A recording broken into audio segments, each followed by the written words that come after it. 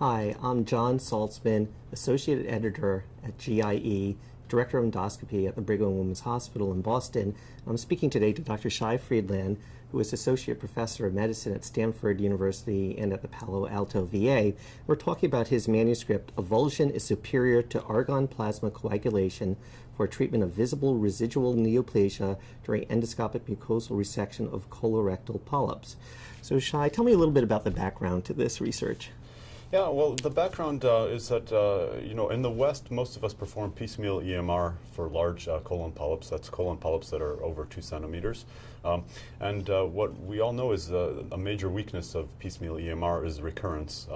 The recurrence rates are, anywhere from 10 to 30% typically when you do this procedure. And we're always looking for a better way to, to improve on that. The thing that we've noticed over the years is that it's fairly common during piecemeal EMR. As you resect the lesion, you cut and you cut and you cut as much as you can, and you often have certain areas that are left that you just can't grasp with a snare and remove. And then what do you do at that point? So traditionally we've used APC to try to cauterize and ablate the remaining tissue. Exactly, and that's what I've been using for many years, and there's good data to show that the people in whom we do that have a very high recurrence rate, so a recurrence rate of often over 50%. This is a minority of the patients that undergo piecemeal EMR, but the ones that where you still need to burn with APC some leftover bits of tissue, you can expect a very high recurrence rate because APC is just not a reliable ablation of tissue, and you also lose the opportunity to assess those little bits of the polyp that are left for possible presence of cancer. The Evulsion technique is a relatively new technique that's probably not familiar to most people. Can you describe what that technique is and how you do that? Yes, so it's actually a very simple technique, and you grasp the bits of residual that are left with a hot biopsy forceps. You have to grasp them carefully because you've done a lot of resection at that point, but you want to grab the mucosa lightly. You pull it away a little bit from the surface, and you apply cutting current. So traditionally, people that were using hot biopsy were always using coagulation current to char the tissue. But in this case, you're using cutting current, and the goal is to rip the little bit of mucosa that's left off the base, off the submucosa. And if it's done properly, you see that with just a couple of taps on the cutting current pedal of your generator, that this tissue that you've grasped will rip off, and it'll leave a nice blue base, usually blue because you've injected some blue solution into the submucosa. So if it's done right, you see the blue where the leftover bits used to be. I see. And so describe what you did in this study. Yeah, so I was, when I'd heard about the Avulsion technique, actually at DDW, I saw that looks like a very interesting technique, and so I tried it at home, and it worked well on the first case, and that was the last case where I used argon to ablate little bits of residual, because in my mind, it was obvious that it was a more effective technique.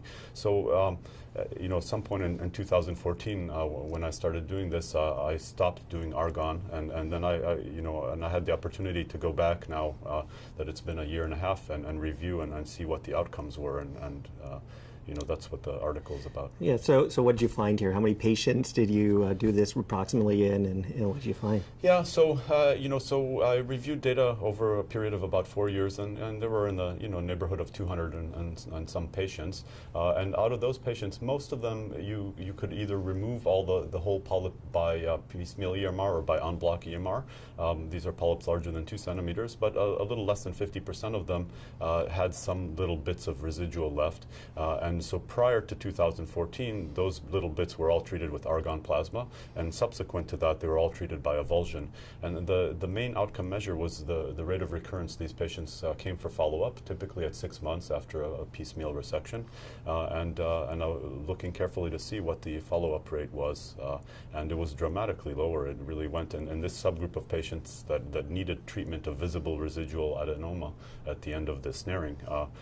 The recurrence rate went from 59% 5% to 10%, which is a pretty large difference. And did you see any increase in adverse events? One of the concerns about hot biopsy removal of polyps is the potential deep injury of mucosa, but I think we're using a coag current typically and not a cutting current like you're describing. Yeah, exactly, and so that is a concern. And no, this study is underpowered for detecting complications. There were actually no incidents of transmural injury. There were no perforations in this group, and there were actually no post-polypectomy syndromes, which I think was a little surprising for me. And I've since, in one patient, actually last week, I did have a post-polypectomy syndrome, but that was after the study period, so that can happen with this technique.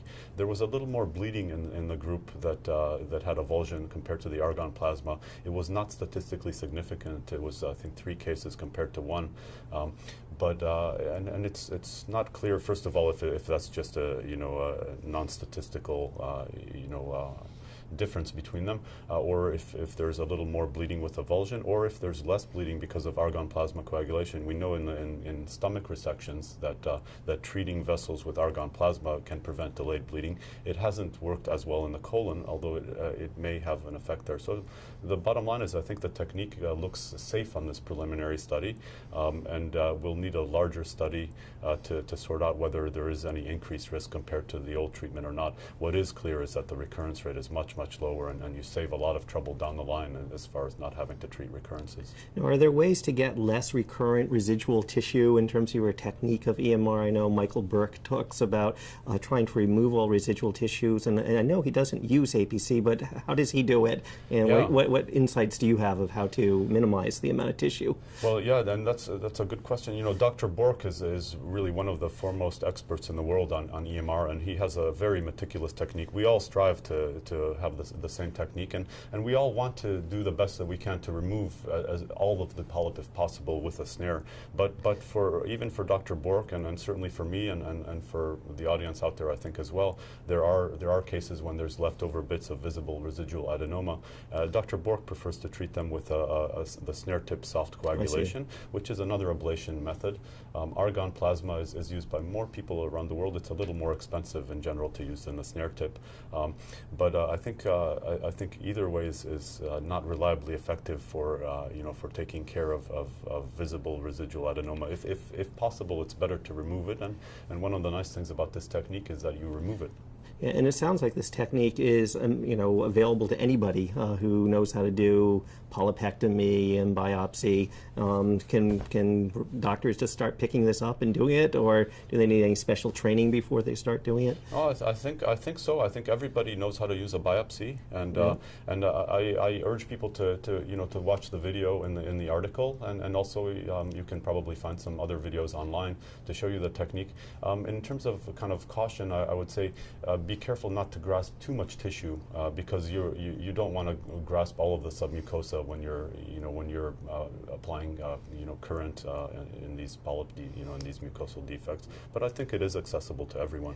And when you do this, and with the hot biopsy forceps, do you take the tissue that's within the biopsy forceps and send it for pathology, or is it all cauterized and not really? You do get most of the tissue survives in the biopsy forceps cup, and actually when you do avulsion, sometimes it even rips off a larger piece than what's in the forceps.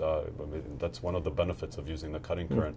And so you do send it, whether to send it together with the rest of the polyp or separately. I think if you're concerned, if it's the middle of the lesion and you're concerned that the histology might be worse there, then it's worth sending it as a separate bottle to see what you've recovered there. Well, this sounds like a really promising technique that should be accessible to most people and help in our care for patients who are undergoing EMR. Any final comments or thoughts? I think so, and I think this this is a technique that's accessible to to all the people that are doing EMR, and I hope that that there will be more research in the area to compare in a prospective fashion. That's one of the limitations of the study, is it was retrospective, and in a multi-center setting to see that it's that the benefits are confirmed. Well, thank you for talking with us today. I appreciate it. Thank you for the opportunity. Great.